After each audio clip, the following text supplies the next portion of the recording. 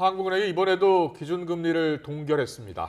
여섯 번째 연속 동결한 건데요. 연 3.5%를 유지했습니다. 자세한 내용은 취재기자 연결해서 알아봅니다. 이형원 기자. 네, 한국은행입니다. 네, 이번에도 기준금리 3.5% 동결한 거죠? 네, 그렇습니다. 연 3.5%를 유지했습니다. 한국은행 금융통화위원회가 오늘 오전 회의를 열고 기준금리를 동결했습니다. 이번 결정으로 금리는 6차례 연속 동결됐는데요. 이에 지난 1월 이후 3.5%로 묶인 기준금리가 계속 적용됩니다. 다만 이번에도 추가 인상 가능성은 열어뒀습니다. 이창용 한국은행 총재는 금통위원 6명 가운데 5명이 금리 인상 가능성을 열어둬야 한다는 의견이었다고 전했습니다. 동결 결정을 하되 매파적 기조를 이어간 겁니다. 네, 6차례 연속 동결한 배경이 뭡니까?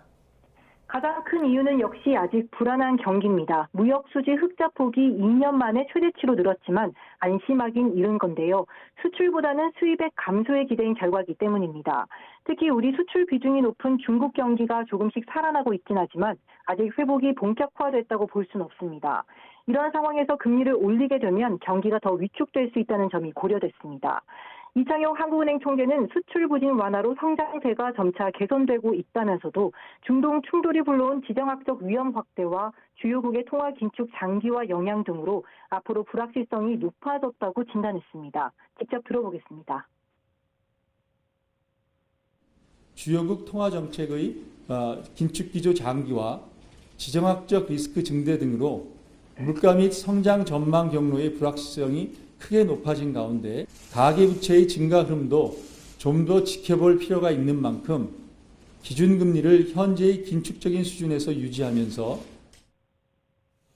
네, 경기 때문에 금리를 동결하긴 했는데요. 부담스러운 대목이 있죠? 네, 우선 물가입니다. 잡히는 듯했던 물가가 5달 만에 최대폭으로 오른 건데요. 여기에 중동 무력 충돌발 국제 유가 상승이 물가를 더 자극할 수 있다는 우려가 큰 상황입니다. 이창용 총재도 이스라엘 하마스 충돌 사태와 높아진 국제 유가, 환율 파급 영향 등으로 물가 상승 위험이 커졌다고 평가했습니다. 이에 한국은행이 목표로 한 2% 물가 상승률로 수렴하는 시기도 애초 예상보다 늦춰질 가능성이 크다고 우려했습니다. 가계빚도 부담입니다. 고금리에 주춤했던 가계대출이 다시 늘고 있기 때문입니다. 이 총재도 가계부채 증가 흐름을 지켜볼 필요가 있는 만큼 현재 긴축 기조를 유지하는 게 적절하다고 강조했습니다. 이 밖에 이미 2%포인트로 벌어진 한미 금리 차도 신경 쓰이는 대목인데요. 다만 다음 달 FOMC의 금리 동결 전망이 높아 우리로서는 시간을 벌었다고 볼 수 있습니다. 네, 금융시장 반응 어떻습니까? 이번 금리 동결은 시장이 예상했던 결과지만 증시와 환율은 출렁였습니다.